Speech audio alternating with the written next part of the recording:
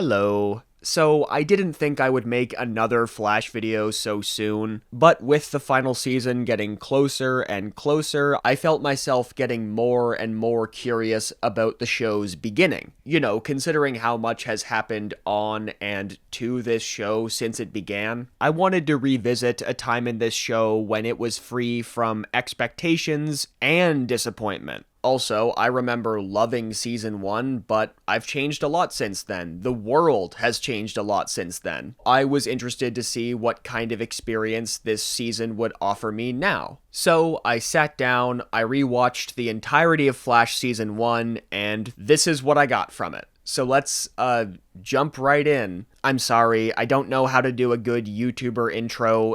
Like, subscribe, hit the bell. Is that right? Is that what I'm supposed to say here? To understand what I'm about to tell you, you need to do something first.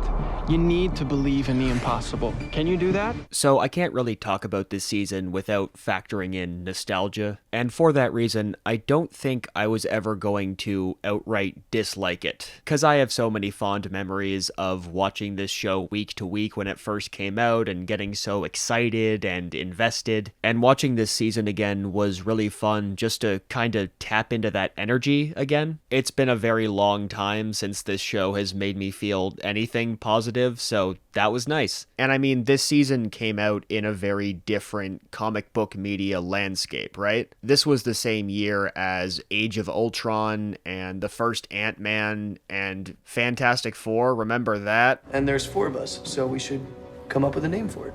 How about two guys, a girl, and the thing that nobody wanted?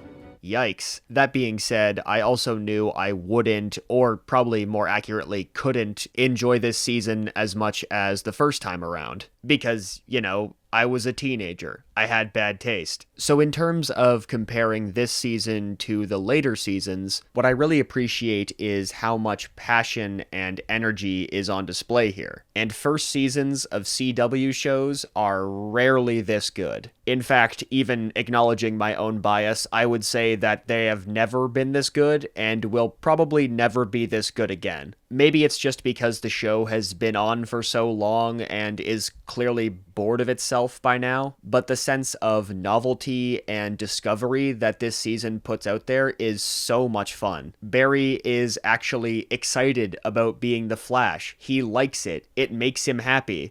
Oh, this is awesome. You've got to be kidding me. Hold on, okay? I'm gonna set this down. There are literally hundreds of thousands of people in Central City, and out of everyone you could have picked to rob, you pick me. You're really gonna be kicking yourself, man. I appreciate when media like this doesn't make being a superhero like this ultra serious burden. That was a really big trend in superhero media, especially DC stuff at this time. Obviously, like everything everyone was doing, it was a response to the Dark Knight trilogy, but like Superman became Jesus, Arrow was always going on about his crusade, stuff like that. It just gets boring eventually. And if it's not gonna be the courts, then it's not gonna be the cops. Then it's gonna be me.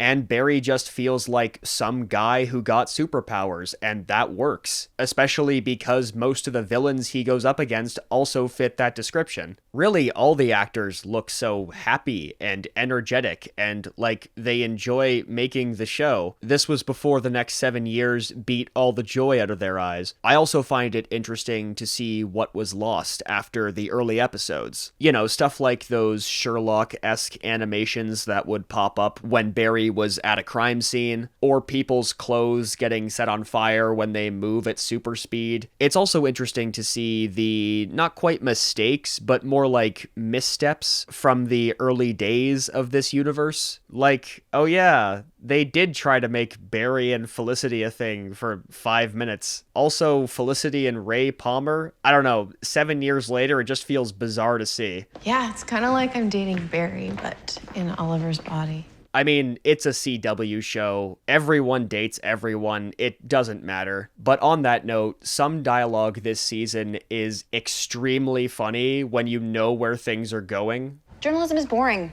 I'm bored. I blame you. Some characters make some unexpectedly accurate predictions. Some friends you just know are gonna be by your side for a while. Others, you're not so sure.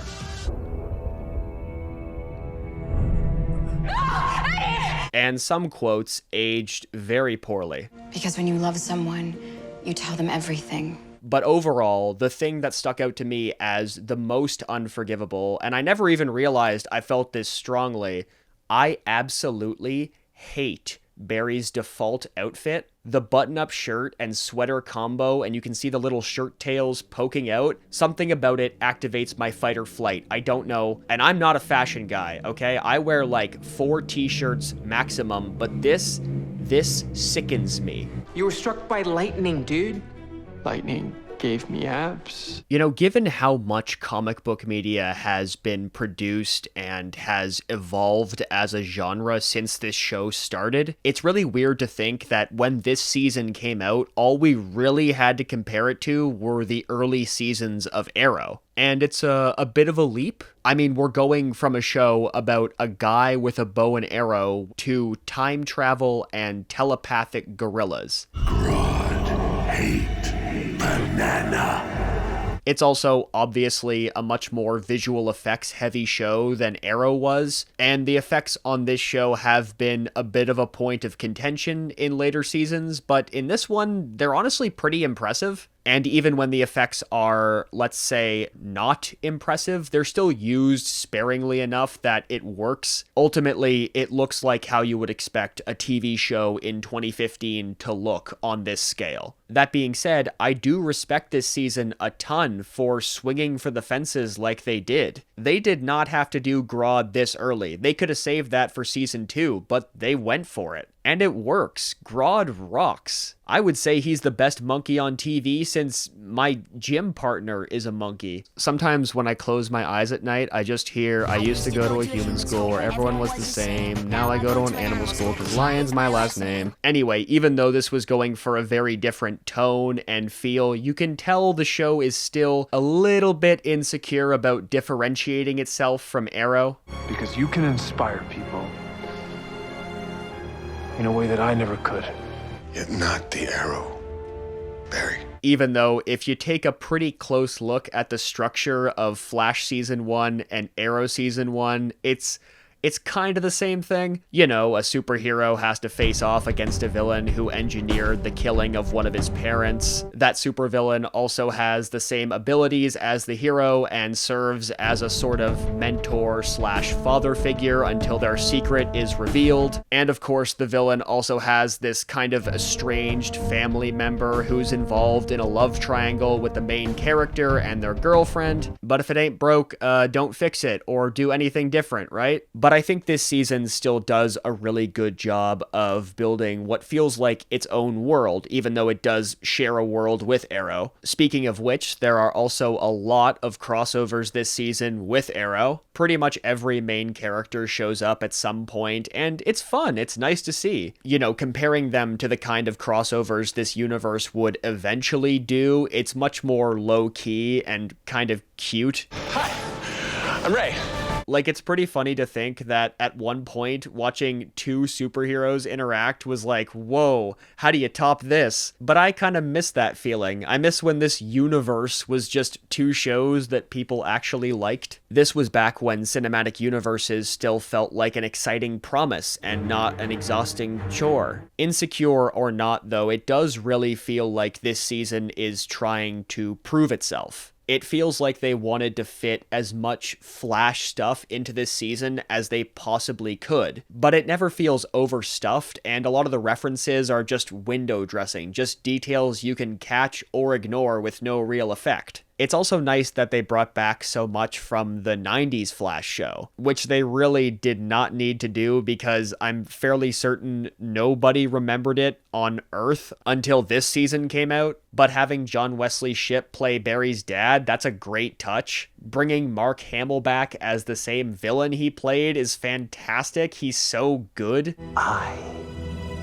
am your father.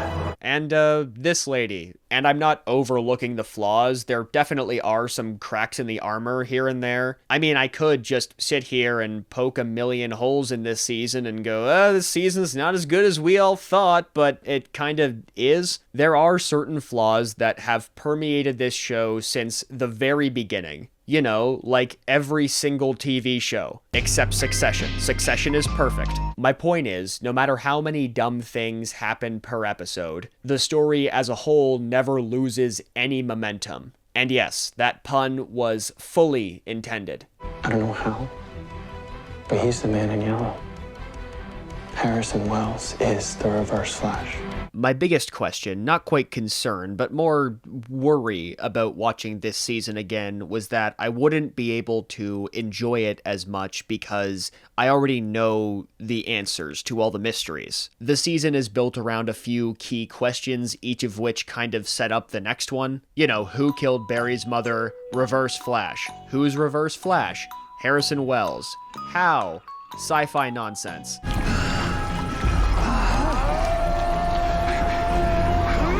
So knowing the answers and the payoff, I tried to pay more attention to the storytelling, and it was still very compelling. I was genuinely engaged with the story this season was telling, and I have not felt that in 7 years. And obviously, the biggest asset this season is Tom Cavanaugh. It's just phenomenal the way he shifts between the two versions of Wells, and I also love how he always signals his transformation by taking off his glasses in the most dramatic way possible. Just, he never does it normally once. I also love that in his top secret room where he keeps his evil sci-fi supersuit and robot assistant, he also has, like, a regular handgun just in case. Seriously, though, Wells feels like a real threat, physically and intellectually. I mean, he's so smart, he even managed to hack into the cameras they were filming the show with. Look at that, the same angles and everything.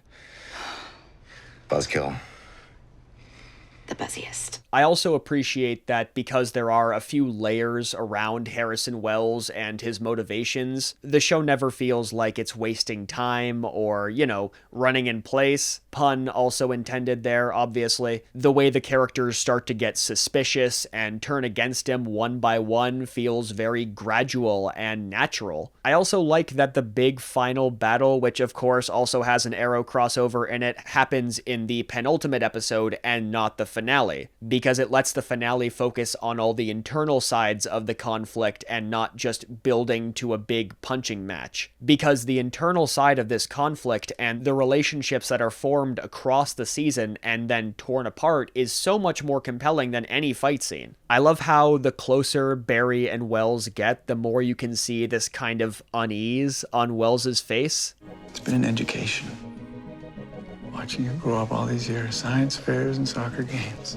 Because when he first came back in time, this was the Flash, his greatest enemy, and now he's so much more than that. And on the flip side, the heroes have to deal with their mentor turning against them and manipulating them and lying to them for the entire season. Every victory they achieved, every life they saved, and every step they took as a team was a lie. It was all to help their biggest villain, and ultimately, the Flash only exists because of his greatest enemy. And I love that. I think it's a great foundation to build on. And no other villain ever felt this deeply personally linked to Barry, even though they did try, at times quite transparently, to recreate that. It's also a fun detail that this is not the first timeline of this show or this universe. There's this whole other timeline and conflict that we never got to see, but you can still feel it. Maybe the good version of this show is just trapped in that other prime timeline. I would love to see that version.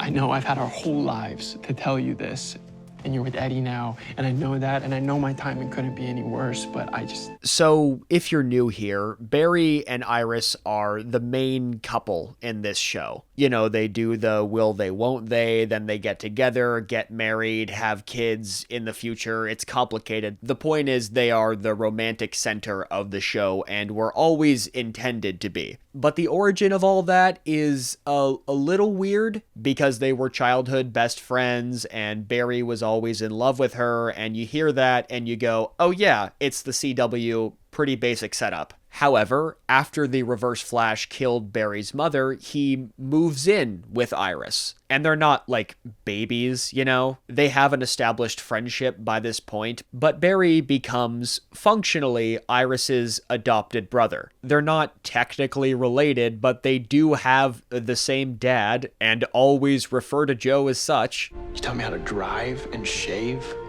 Sounds a lot like a dad to me.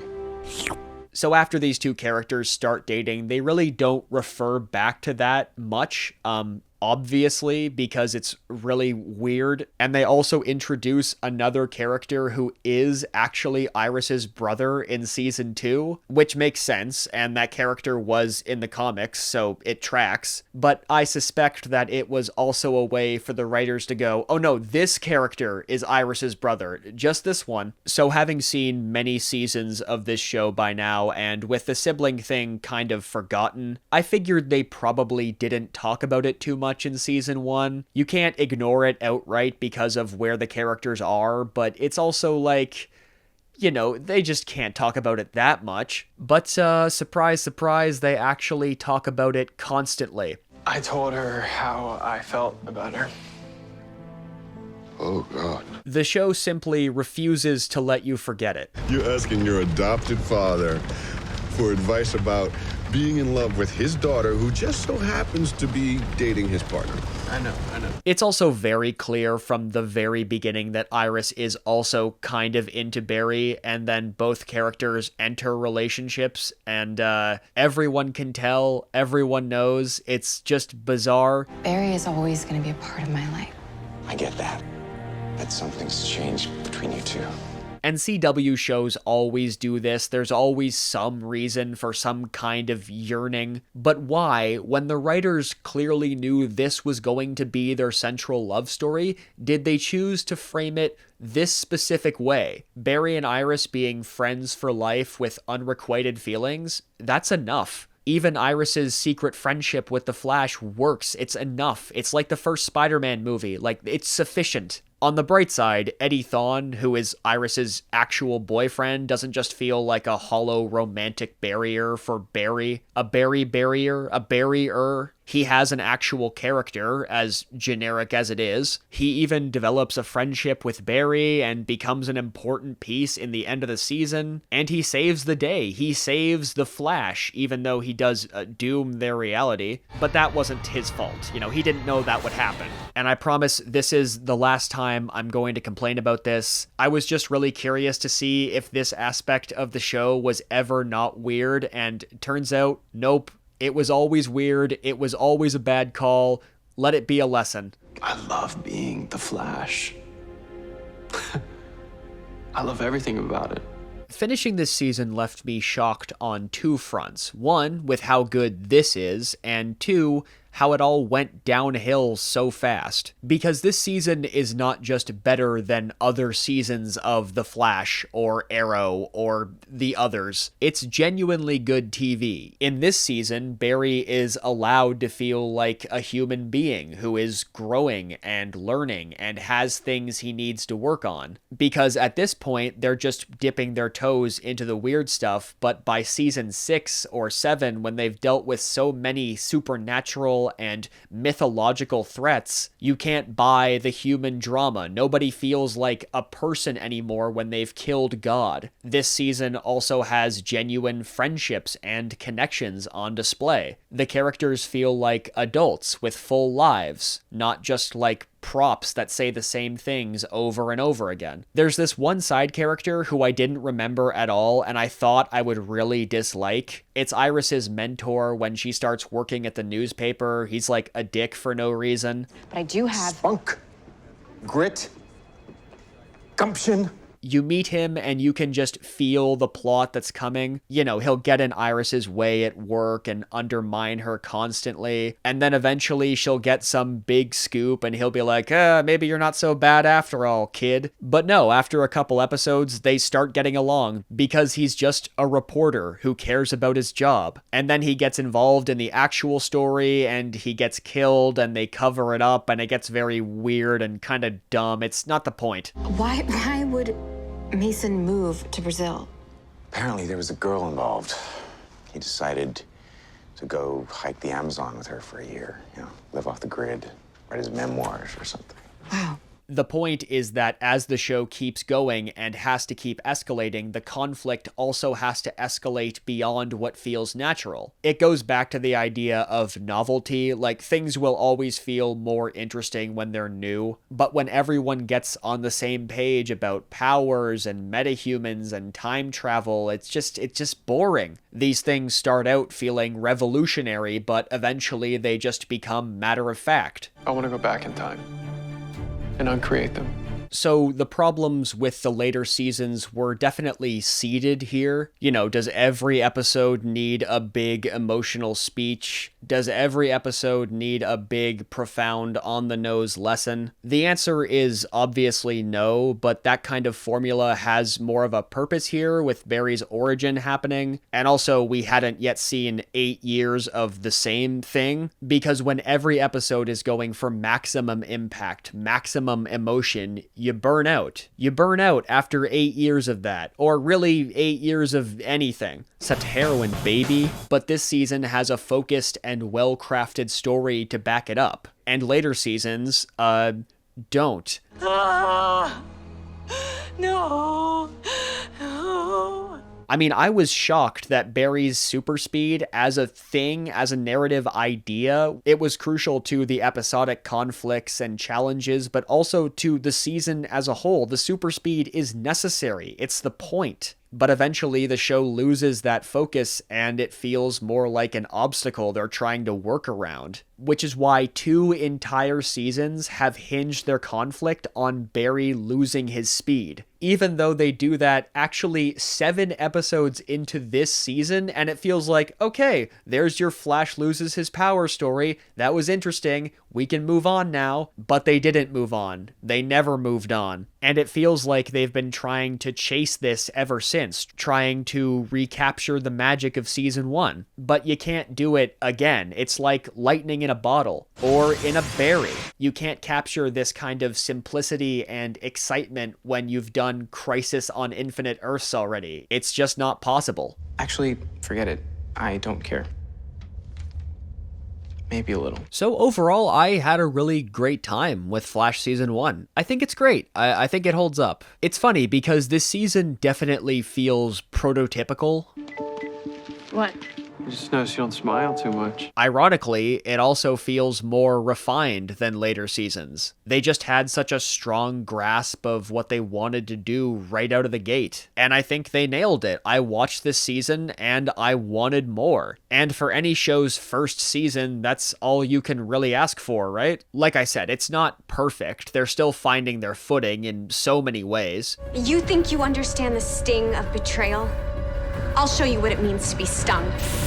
There's a lot of dumb stuff, but it's not every single aspect of the show, so that's a win. I think in terms of tone and stakes and narrative, there aren't many other shows you can compare this to, but big picture, it kind of feels like Westworld. It presented the best and most interesting version of its stories, characters, and themes in the first season, and in one sense, that's a victory, but unfortunately, the rest of either show just couldn't live up to that first step. But at least Westworld had the decency to be canceled after 4 seasons, and that's what really stings, the feeling of wasted potential. The Flash, as a show, could have gone in any number of directions after this season. You might say it could have run in any direction. I'm done with the puns. But the show is what it is, and having one really good season is better than none. Nanites, courtesy of Ray Palmer. I'm just happy it still works for me,